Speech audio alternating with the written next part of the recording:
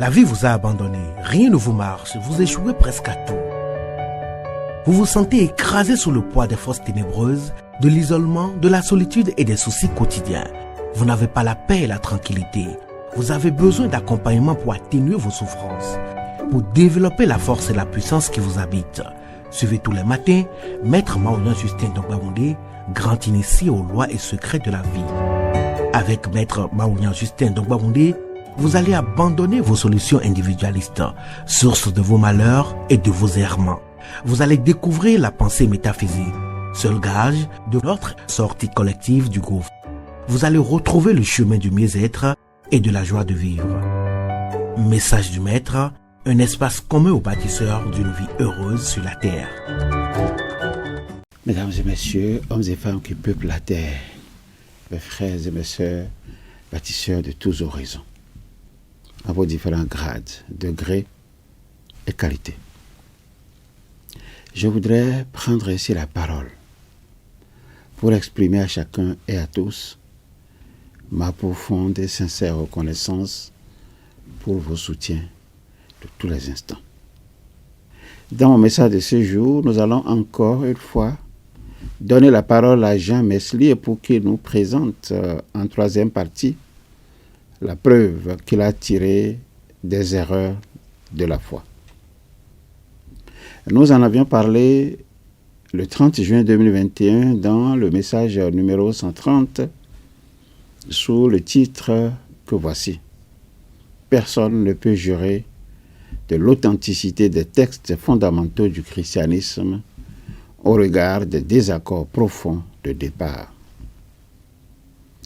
Dans mon précédent message, vous avez découvert les arguments développés par Jean Meslier pour prouver les erreurs rattachées à la foi religieuse.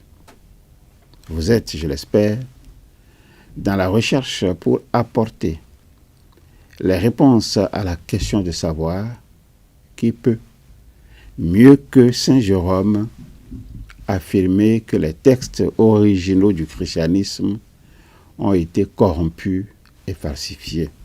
Dans l'extrait dont j'ai restitué la lecture, vous avez noté que Jean Meslier est resté dans la logique de démontrer que les miracles et les prophéties ne peuvent servir de preuve et de témoignage assuré de la vérité, d'autant qu'il en existe dans presque toutes les religions à livre. Il regrette que l'on n'ait pas érigé en l'honneur de Jésus-Christ des statues comme le recommandait la tradition en faveur des dieux. Il laisse percevoir ce dernier comme un homme de néant et un fanatique. Il a fait recours à certains personnages dont, dans ce cas d'espèce, Joseph, l'historien qui vraisemblablement n'ajoutait pas beaucoup de foi au plus grand miracle rapporté en faveur de la nation et de la religion de Jésus-Christ, en déclarant qu'il laisse à chacun la liberté de croire ce qu'il voudra. Jean Meslier trouve qu'il n'y a pas meilleure manière de diminuer et de rendre suspecte la créance, c'est-à-dire la foi ou la croyance. Avant de revenir plus tard sur les autres personnages dont s'est servi Jean Meslier, pour se défendre, allons à la rencontre de ce Joseph, l'historien peu connu des christicoles, pour découvrir sa vie et partiellement son œuvre. Joseph, je vais parler de Joseph fils, est né en l'an 37 à Jérusalem et il est mort à Rome vers la fin du 1er siècle de notre ère. Il est un historiographe romain, juif, chargé officiellement d'écrire l'histoire de son temps. Son œuvre, quoique controversée, demeure l'une des sources principales de l'histoire des Judéens, même si elle n'est pas sans poser deux problèmes aux historiens actuels. Cette œuvre concerne, et ça je vais citer le titre, cette œuvre concerne les antiquités judaïques. Ça concerne aussi les événements et conflits entre Rome et Jérusalem. Flavius Josephus, de son vrai nom, a été orthographié Flavius Joseph par Jean Ardouin, qui est mort en 1729, pour le distinguer de Saint Joseph. La vie de Flavius Joseph est bien connue par les détails qu'il en a donnés lui-même dans son autobiographie, publiée dans les premières années du IIe siècle pour répondre aux accusations de Juste de Tibériade, auteur d'un ouvrage intitulé « Histoire de la guerre juive », lequel ouvrage a été publié vers l'an 94 et dont il n'aura jamais cité le moindre extrait, ouvrage inconnu des auteurs païens et chrétiens qui, le mentionnant, ne se réfèrent qu'à ce que disait Joseph. Joseph a reçu une éducation rabbinique qui était de mise dans les familles aisées.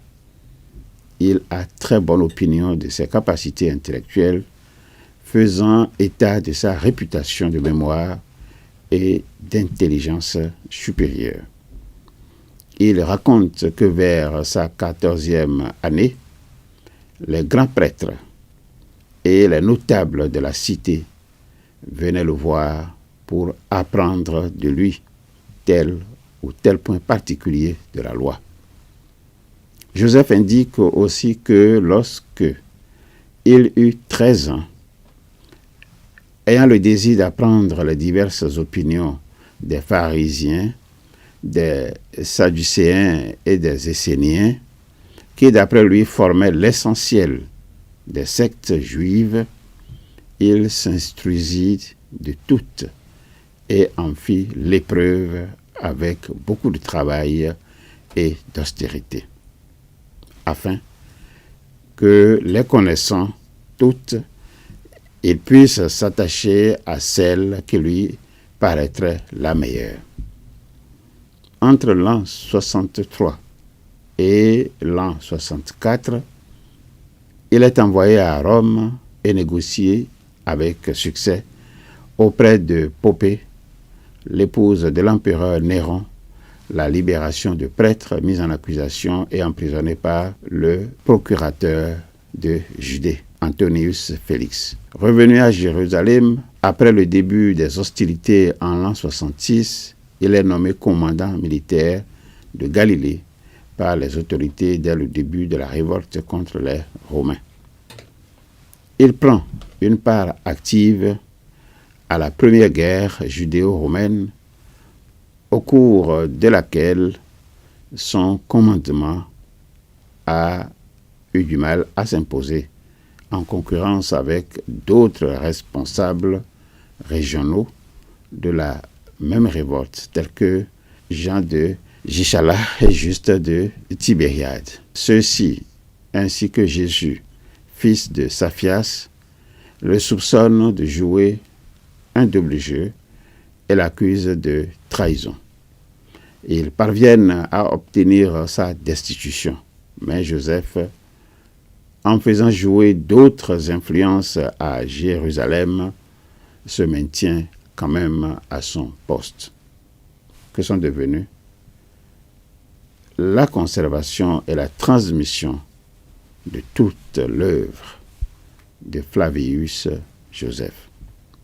Telle est la question à laquelle nous apporterons des réponses précises au cours du prochain message. En attendant, je vous demande, très gentiment et très poliment, de continuer à vous familiariser avec cette invocation simple.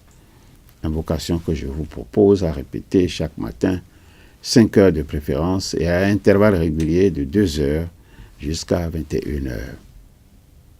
Veuillez bien répéter après moi. Au commencement était la pensée. Au commencement était la pensée. la pensée se manifesta sous la forme d'idées. La pensée se manifesta sous la forme d'idées.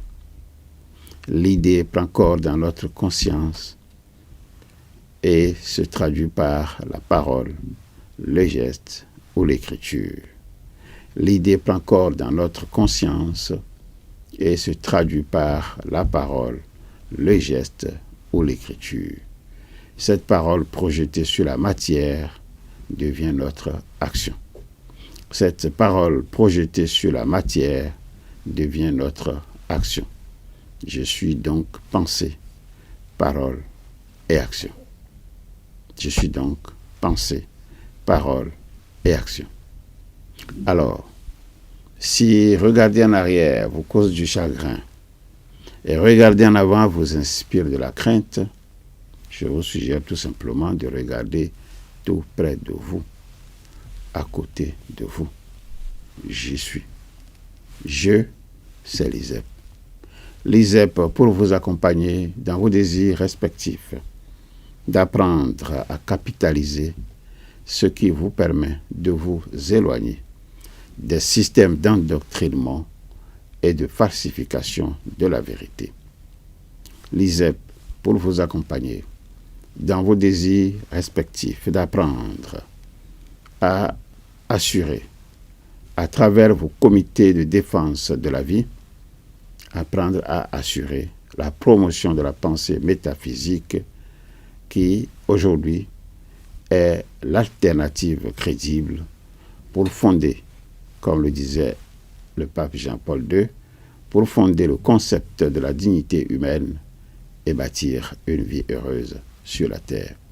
Ensemble, pour gagner le pari des connaissances vraies, des connaissances justes, des connaissances libératrices. Au revoir. À bientôt.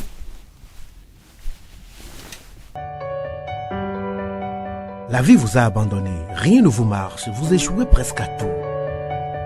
Vous vous sentez écrasé sous le poids des forces ténébreuses, de l'isolement, de la solitude et des soucis quotidiens. Vous n'avez pas la paix et la tranquillité. Vous avez besoin d'accompagnement pour atténuer vos souffrances, pour développer la force et la puissance qui vous habitent. Suivez tous les matins Maître Maouyan Justin Dongbaoundé, grand initié aux lois et secrets de la vie. Avec Maître Maouyan Justin Dongbaoundé, vous allez abandonner vos solutions individualistes, source de vos malheurs et de vos errements. Vous allez découvrir la pensée métaphysique, seul gage de notre sortie collective du gouffre. Vous allez retrouver le chemin du mieux-être et de la joie de vivre. Message du Maître, un espace commun aux bâtisseurs d'une vie heureuse sur la terre.